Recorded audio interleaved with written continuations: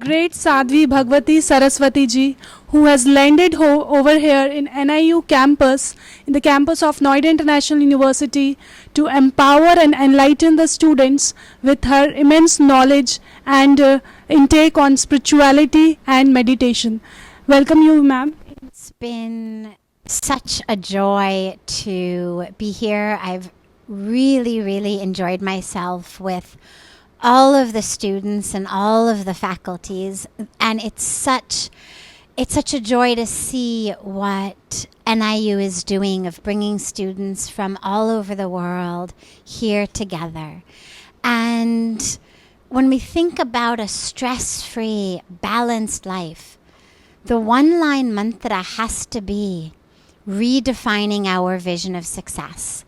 As long as my success is rooted only in what I make, what I achieve, what my title is, then inside there's going to constantly be stress. I'll never feel I've achieved enough. I'll always feel my internal sense of self is rooted in what I do, what I achieve, what title I have. But that's not who I am. And so we have to redefine success as my ability to respond to whatever the universe gives to me with love, with truth, with expansive peace, and with the awareness that we are actually one and not separate, that we are actually together and connected with the divine, with the universe. And when that becomes my vision of success, then suddenly putting in time to meditate, putting in time for my spiritual practice, giving to others, helping others, rather than always asking, what for me, what for me, what for me, our question becomes, what through me? How can I be a grounded, anchored, peaceful, love-filled tool of the divine to share and spread love and peace and truth and oneness wherever I go, in whatever capacity it may be, in my work, but also in my family, in my community? And if we can take that, then our lives become balanced automatically, and they also become successful automatically, because it's not about what's in my bank account. It's about what's in my heart, what's in my mind, and what's in my connection with the universe. Like you said, to overcome all the fears, sorrows, your level of patience. But these days, as we are faculties, we are witnessing that students of these days are just having the pressure, having a lot of pressure of studies. They commit suicides. They tend to do such things which they should not do, and finally they realize that they have lost the important things in their life. So this one I want you to really give, especially for students who are in stress these days, who are committing suicides, who are going nowhere in blind road. So this one I want you to really please speak for our students. So there's two parts to this. First, for the parents, and second, for the students. First, to all the parents, because ultimately the students today will be parents tomorrow. And also for the faculty and for the administration. Our students are under pressure because we have given them the teaching that who you are is what you achieve. You come home with an A, and mom is so happy and hugs you and loves you and gives you cookies and ice cream. Dad takes you out for something special. You come home with a fail. Mom is upset, dad is upset. Maybe they even hit you, but if they don't hit you, at least they're withdrawing love. You certainly don't get taken out for something special. So what we learn at a very young age is my worthiness of love, my worthiness of mom's love, of dad's love, of a place on mom's lap, of a night with dad, is dependent upon not who I am, but what I achieve. And that is a very dangerous lesson, a very dangerous sanskara to give to our youth. It is essential that we help them understand that what's most important is trying sincerely. Some are going to be great at math. Some will be great at science. Some won't. Some will be artists. Some will be musicians. Some will be sannyasis. Some will be so many different things. And they need to know that their value as a human being, their worthiness as a human being, is not rooted in a grade they bring home. It's not rooted in the number they are in the class list. It's not rooted in what they achieve. It's rooted in who they are. So if we can raise our children like that, we won't have kids committing suicide based on exams. Now for the students. That which has been done has been done. Your childhood has been your childhood. Whatever you've learned, whatever you've taken in, you cannot rewind history. You cannot go back and have a different upbringing or a different sanskara or a different lesson. But now you are the one to choose. And now what you need to realize is, whatever I may think, whatever wrong impressions I may have that were given to me by people who were trying their best, they meant well. They didn't mean to give me this idea, but just it happened. But I'm not going to live that. I understand I'm not my test score.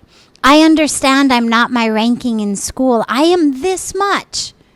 My math test is this much. I am this much. The job I get is this much.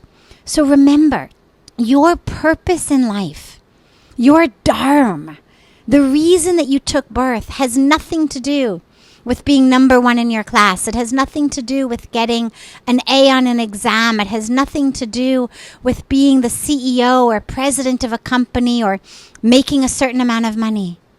It has to do with recognizing the divine, beautiful, amazing truth of yourself.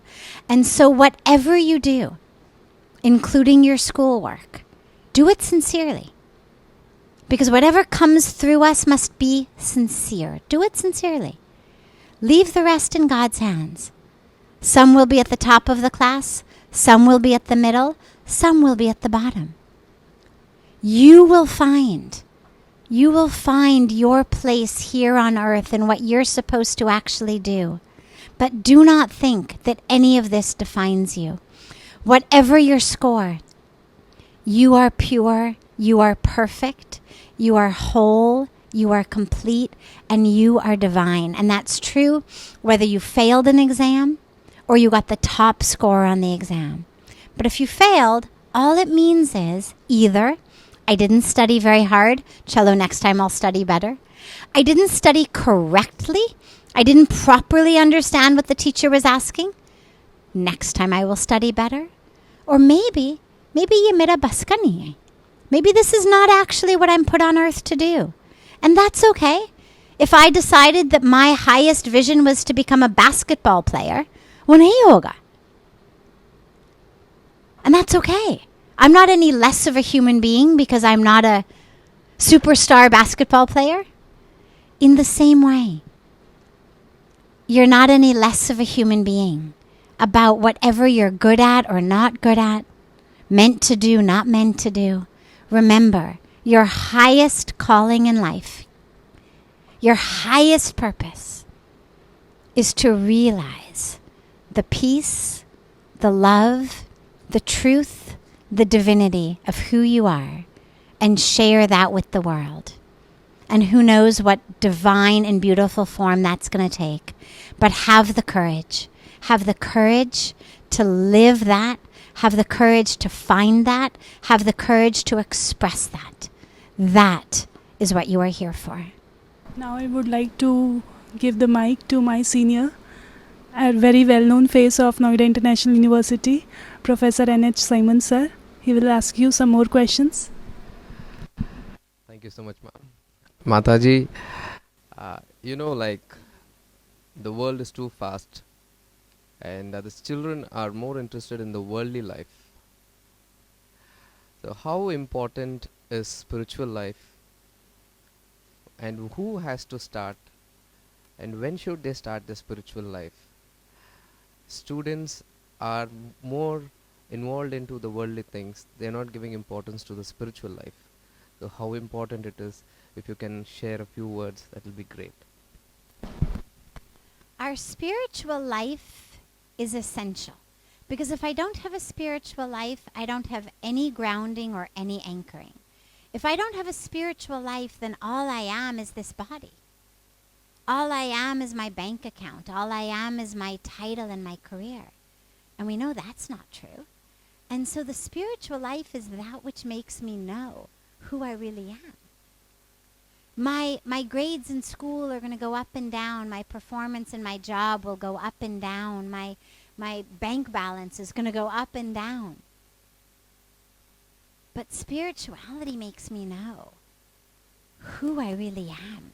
So it's absolutely essential for me to be anchored and grounded and to have real lasting peace and joy in my life. The outer things of the world do not give lasting peace and joy. Only spirituality gives that. And so that's where it's absolutely essential to have it.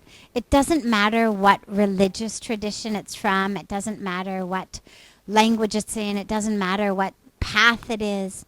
What matters is that I'm connected. I'm connected to the divine, and I'm connected to that divine within myself. And I'm connected to that divine within all of creation, because then I'm going to move through the world realizing the world is sacred.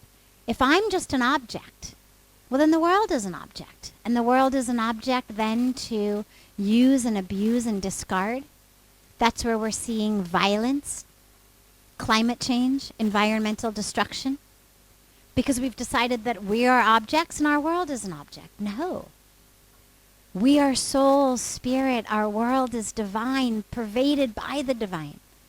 But only our spiritual life makes us know that.